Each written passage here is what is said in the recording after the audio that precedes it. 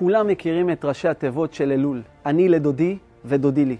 אבל יש עוד ראשי תיבות. איש לרעהו ומתנות לאביונים. אומרים רבותינו, בימים האלו, מי שירבה בצדקה, מי שירבה בנתינה אחד לשני, הוא יזכה להיכתב ולחתם בספרם של צדיקים. ישנו סיפור מבהיל שקרה לפני יותר מ-30 שנה במושב הבונים. ילדה יוצאת מהבית שלה. רגע לפני שהיא יוצאת לטיול שנתי, אמא שלה נותנת לה 10 שקלים לקנות חטיפים. היא יוצאת למכולת. היא רואה בדרך ילדה שבוכה.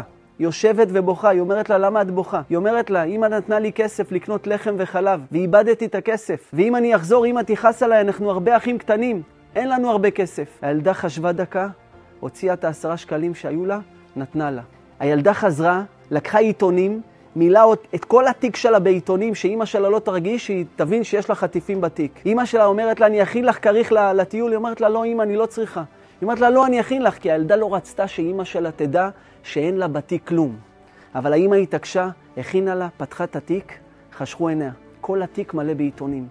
אמא שלה כעסה עליה, צעקה עליה, איך את לא מתביישת? לשקר לי, מה זה?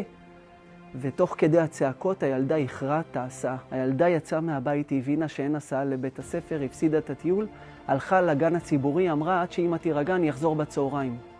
באותה שעה שהיא יושבת בגן ציבורי, אותו אוטובוס של כל הכיתה שלה נתקע על מסילת רכבת, באה רכבת וכולם נהרגים. למעלה מ-20 תלמידים. האמא של אותה ילדה חשכו עיניה, כולם שמעו את הבשורה המרה. התחילו לבכות בבית, ואמא שלה הצטערה, איך צעקתי עליה באותו בוקר, איבדתי אותה. בצהריים הילדה חוזרת, פותחת את הדלת. אמא שלה חושבת שהיא מתעלפת. אמרה לה אותה ילדה, אמא, אני חושבת שרק בזכות הצדקה שנתתי לאותה ילדה ניצלתי.